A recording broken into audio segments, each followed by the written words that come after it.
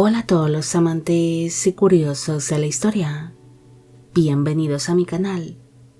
Hoy os traigo la vida de Ana de Velasco y Girón. Ella fue una noble española que se acabaría convirtiendo en duquesa consorte de Braganza y en la antepasada de una de las dinastías más importantes que acabaron reinando en Portugal y en Brasil, descendiendo de ella tanto reyes como emperadores. Esta biografía es realizada por petición de Silvia Cristina Monroy. Ana de Velasco y Girón nació el 12 de marzo de 1585 en la ciudad de Nápoles, en el Reino de Nápoles, actualmente en Italia. Fue hija del duque Juan Fernández de Velasco y Tobar y de la primera esposa de este, la duquesa María Tellez Girón y Guzmán. El matrimonio tuvo 8 hijos en común, siendo Ana la cuarta de sus vástagos.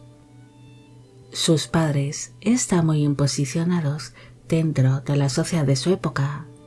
Su progenitor poseía distintos títulos nobiliarios, como duque de Frías, conde de Haro y marqués de Berlanga, además de que llegó a alcanzar distintos cargos dentro del gobierno, como gobernador de Milán, presidente del Consejo de Italia y condestable de Castilla.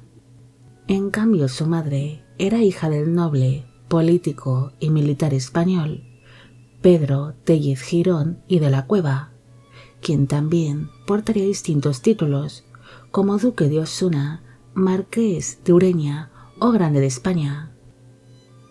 La niña nació en Nápoles debido a que sus padres acompañaron a su abuelo materno, el duque Pedro Tellez Girón, a tierras napolitanas, cuando éste fue nombrado como virrey de Nápoles. Pero al año siguiente, su abuelo abandonó dicho cargo como virrey y la familia retornó a tierras españolas. Pese a haber nacido en Nápoles, la niña se crió en tierras españolas y recibiría la típica educación que recibían las mujeres de su misma posición, siendo formada para ser una excelente consorte y madre, ya que de ella se esperaba de que contrajese un buen casamiento con algún noble importante. La joven recibió una serie de propuestas matrimoniales, tanto de hombres pertenecientes a la nobleza española como de la portuguesa e italiana, pero finalmente ella quedó comprometida con el duque Teodosio II de Braganza, quien pertenecía a la nobleza portuguesa y era descendiente de la casa Avis, es decir, de la familia real portuguesa.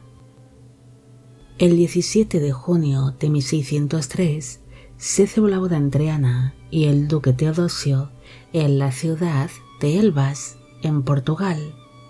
Para entonces, ella tenía 18 años de edad en el momento de la unión y él 35. Con motivo de su casamiento, se celebraron grandiosos festejos, celebrándose una serie de banquetes, fiestas, bailes y torneos en honor a los recién casados. Se sabe que su matrimonio llegaría a ser feliz y que su marido se mostraría muy satisfecho con su casamiento, tanto que mandó hacer una serie de reformas dentro del palacio ducal de Villaviçosa para que su joven esposa se encontrase cómoda.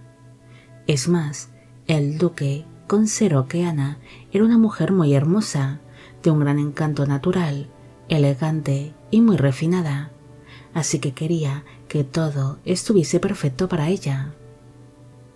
La duquesa se quedó embarazada a los pocos días de haberse celebrado su boda, alumbrando en el año 1604 a un niño llamado Juan.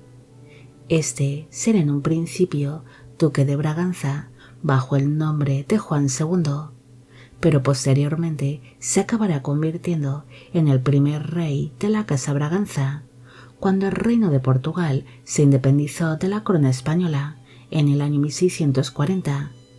Pasó a ser conocido como Juan IV de Portugal. En el año 1605 nació Eduardo. Este sería militar y señor de Viladoconde. Y en el año 1606 nació Catalina, quien acabaría falleciendo durante la infancia.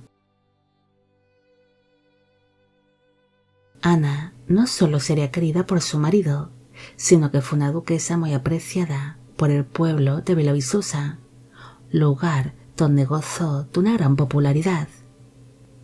Ella era una mujer muy piadosa que realizaba grandes donaciones tanto a la iglesia como a los más necesitados, participando así en distintas obras de caridad, además de que fue una mujer muy cercana con el pueblo y de trato agradable.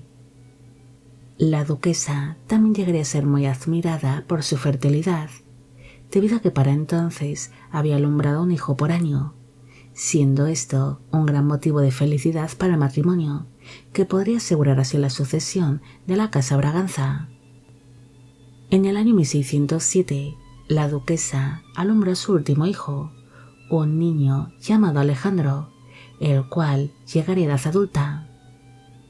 Ana no logró recuperarse nunca de este último parto y se volvió una mujer muy delicada que solía enfermar con mucha facilidad, hasta que finalmente falleció a los 7 meses de haber alumbrado al menor de sus hijos, muriendo el 7 de noviembre de 1607 a los 22 años de edad en el Palacio Ducal de Villaviçosa.